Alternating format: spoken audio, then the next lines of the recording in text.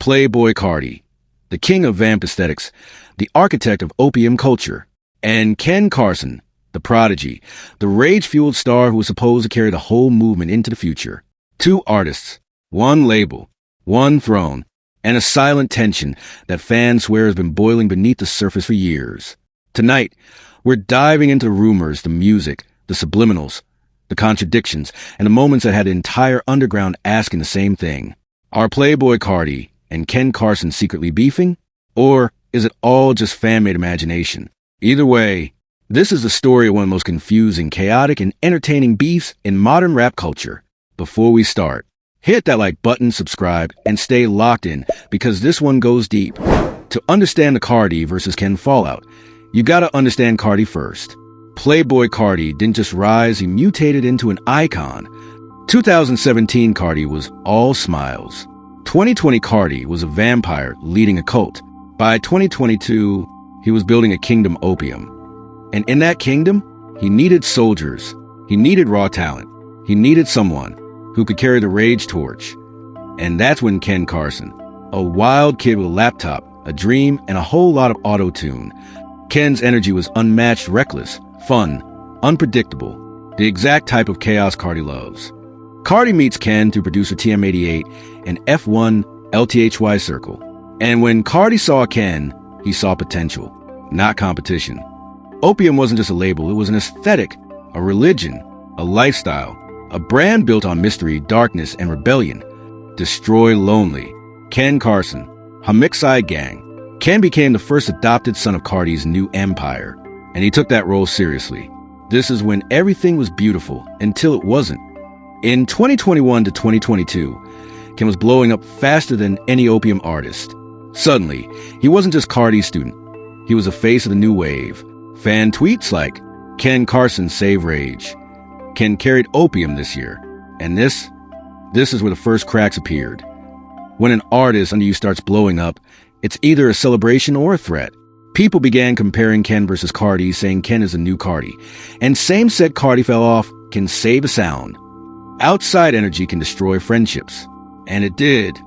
The relationship wasn't the same. Every beef has a moment things go too far.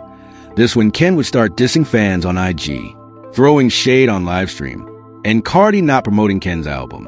And it got to a point where fans started saying Carti exploited Ken. And then it exploded. Ken posts cryptic tweets. I'm not opium. I did this myself. Carson would officially start distancing himself from the empire. But all this never lead into a physical fight. They used songs instead. Like when Ken would talk about fake leaders in a song and Carti would do the same talking about sons turning on him. But all this was just fan speculation. The tension was getting impossible to ignore. And this was when things were getting out of hand. Ken would now unfollow Carti, and Carti would stop mentioning Ken during opium shows. And at this point, it wasn't Carti versus Ken anymore. It was opium fans versus Ken fans. This section builds drama. Streamers reacting. Fans claiming Carti blackballed Ken. Others claiming Ken betrayed Carti. Disinformation. Rumors. TikTok narrations adding fuel.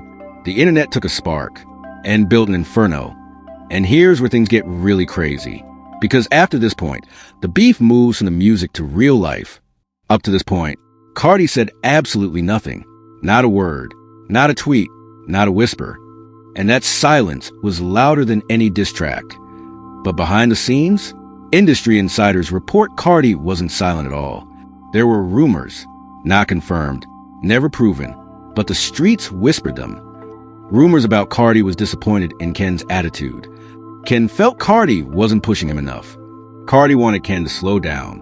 Ken felt Carti was holding him back. There was tension over creative direction. But these aren't facts.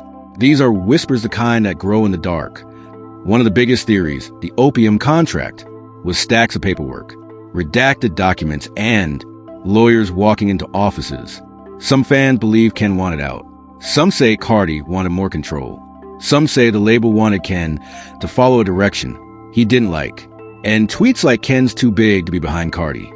Ken needs freedom. Carti created him. He owes Carti, started causing chaos.